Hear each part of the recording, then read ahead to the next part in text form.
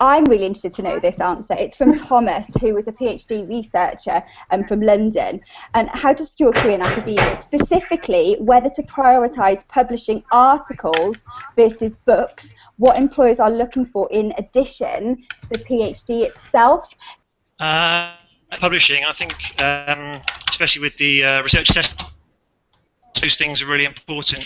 That you have the publications and that you have, especially like a research plan, not just of what you're publishing now, but a future vision and how you're going to keep on with that level of output in the future. Okay, and Claire, I know that you've done some surveys on this, haven't you, within academia?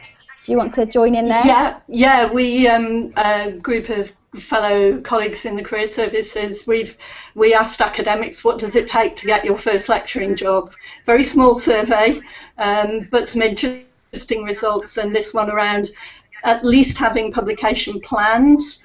Yeah.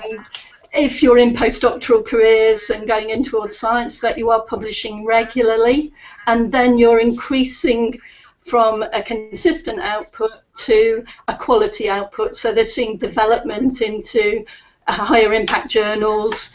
So it's really about, for me, saying to PhDs, think ahead. Yeah. Look to the future. Don't be sort of sat back in your PhD and not considering the next 2 or 3 years. Yeah. And building and moving forward. Yeah, absolutely. And at the end of the day, these guys are doing a PhD, and it's not because they're scared of hard work. It's not because they're scared of pushing the boundaries and making sure that they're doing a lot of things that other people aren't doing. That's why they're doing this. So I'm certain that they'll be well up for that. Nadine, you got your role 6 months, and you're a lecturer 6 months after getting your doctorate. Do you have any? I mean, that's amazing. Do you have any thoughts on that? Yes, definitely. And I think, especially, I'm almost assuming this question comes from maybe the social sciences or humanities, simply because the monograph is mentioned in there. And so for us, the monograph really carries a lot of prestige still, especially I'm in English, particularly there, but in a lot of the humanities and social sciences, it carries a lot of prestige.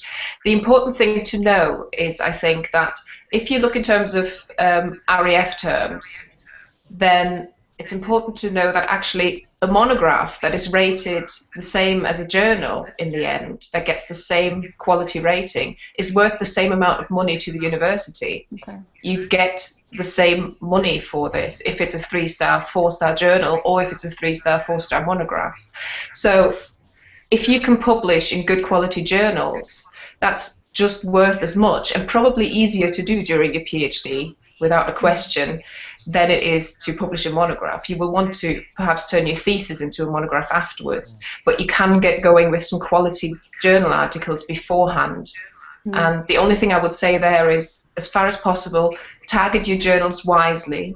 Do aim high. You can still work your way down if you get rejected. It's perfectly normal. But this is really what people are going to be looking for, because if your work has been peer-reviewed in a very well-known journal, then that shows a certain amount of quality.